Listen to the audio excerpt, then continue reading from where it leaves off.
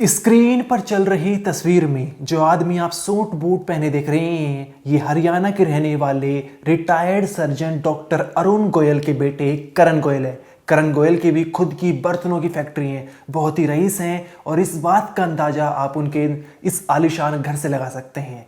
साथ ही तस्वीर में करण गोयल के साथ जो महिला दिखाई दे रही है वो उनकी बीवी वंशिका गोयल है। दोनों साथ में बड़े ही खुश नजर आ रहे हैं।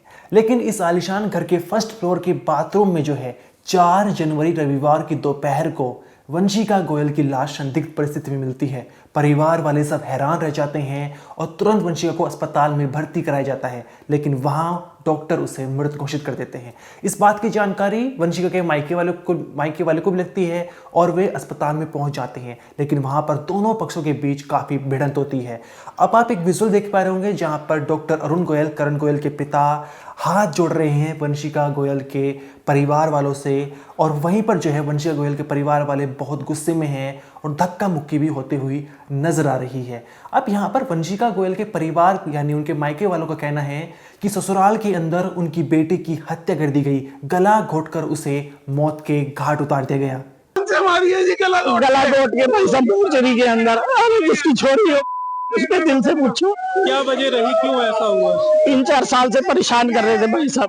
लड़की बेचारी घर दर की थी, बेचारी कुछ कहती नहीं थी। हम पूछते बेबो बता दे कुछ, कोई दिक्कत है, शक्ल से पता लग जाता था। दहेज की मांग कर रही थी, क्या मांग? भाई साहब वो तो बेचारी मुंह ही नहीं खोलती थी। वंशिका के पिता अशोक जैन ने दामाद करण गोयल, उनके पिता डॉक्टर अरुण गोयल, माता डॉक्टर मधु गोयल और साथ ही छोटे भाई पर हत्या और हत्या के बाद सबूत मिटाने के आरोप लगाए हैं, जिसके चलते पुलिस ने वंशिका के पति करण गोयल को गिरफ्तार कर लिया था।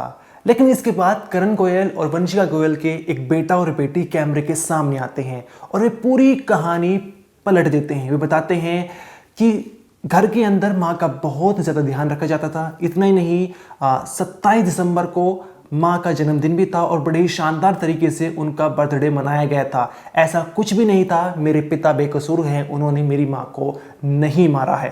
अब पता नहीं, मैं सुबह 12 बजे उठी, हमारा मंदिर जाने का प्लान था।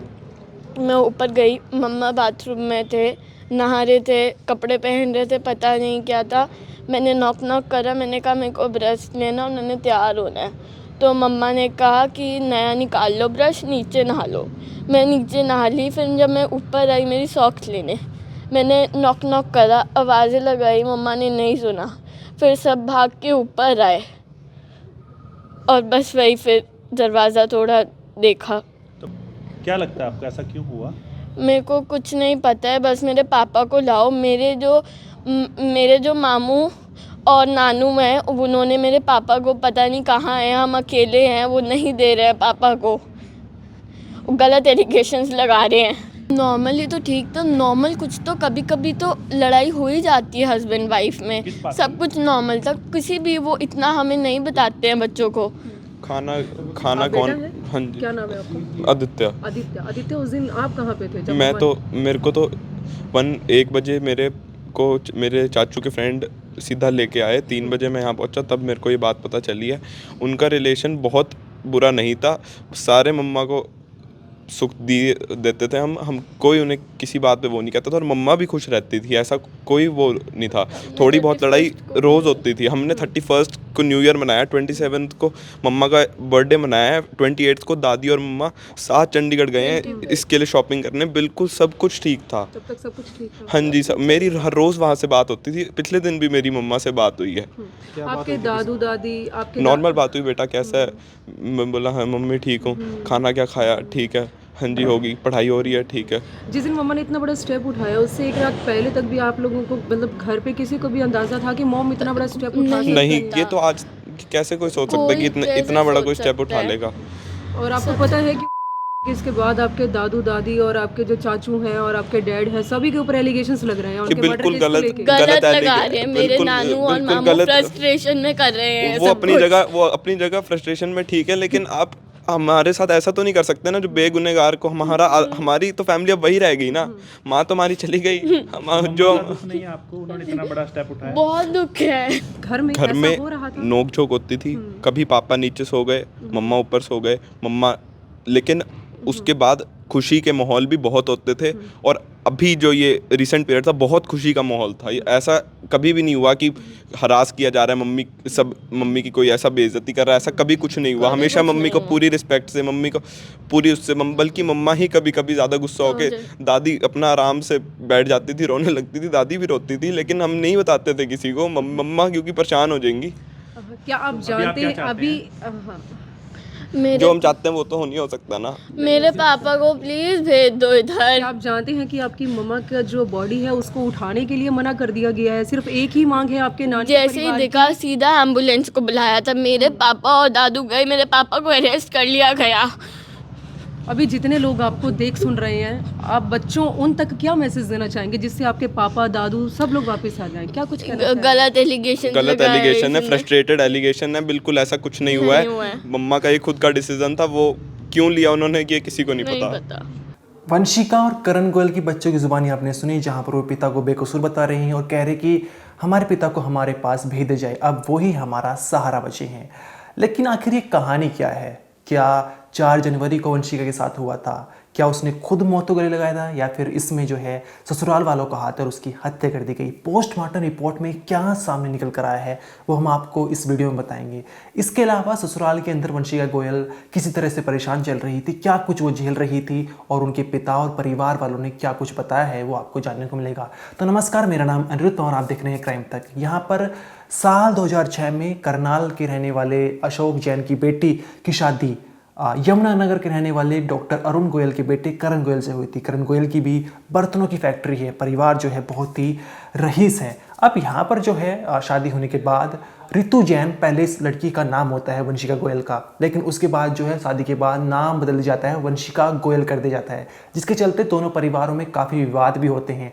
लेकिन इसके बाद जो है गाड़ी पटरी पर आ जाती है, आगे चलकर दोनों के बच्चे होते हैं, एक लड़का और एक लड़की। अब यहाँ पर अशोक जैन जो पिता, उन्होंने आरोप लगाए हैं कि बच्ची जो है पिछले 3 साल से काफ़ी परेशान चल रही थी, उससे प्रताड़ना झेलनी पड़ रही थी, उसके साथ मारपीट भी की जा रही थी। उन्होंने ये भी बताया कि आखिरी बातचीत उनकी मौत से 3 दिन पहले यानी 1 जनवरी नए साल पर हुई थी, जहाँ पर राजी खुशी के लिए फ़ोन किया था। लेकिन बच्ची जी ने बताया था कि वो विवादों से परेशान चल रही है, छोटे छोटे विवाद जो है होते रहते हैं। अब यहाँ पर जो है वंशिका के परिवार वालों का ये आरोप है कि वंशिका को जो है वो गला घोटकर उसकी हत्या कर दी गई है।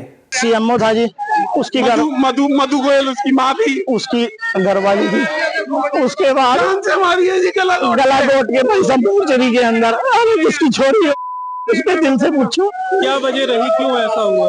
3-4 साल से परेशान कर रहे थे भाई साहब। लड़की बेचारी घर दर की थी, बेचारी कुछ कहती नहीं थी, हम पूछते बेबो बता दे कुछ, कोई दिक्कत है, शक्ल से पता लग जाता था। दहेज की मांग कर रही थी, क्या मांग? भाई साहब वो तो बेचारी मुंह ही नहीं खोलती थी, ठीक है, लेकिन मैं उसके सगे ताऊ जी का लड़का हूँ। तो आपके पास सूचना क्या आई? सूचना हमारे पास 1:15 बजे अभी ये सूचना आई। किसी ने वैसे शायद पता नहीं, उसके देवर ने पता नहीं किसी ने फोन किया कि वो बाथरूम के अंदर हुई है। हम सारे के सारे तभी भागे, यहाँ पे आके देखा तो यार कुछ भी नहीं भाई साहब, मार रखी हमारी बहन। बच्चे है गुड़िया के 2 बच्चे हैं, बताओ दुनिया में क्या रह गया? अगर यूं मारेंगे, अगर ये यूं किसी की बेटी बहन को, क्या फायदा? कितने साल पहले शादी हुई? 17-18 साल पहले शादी हुई थी भाई साहब। ये सब कुछ वंशिका के परिवार वालों का आरोप है, लेकिन पोस्टमार्टम रिपोर्ट में ऐसा कुछ सामने नहीं निकल कर आया है।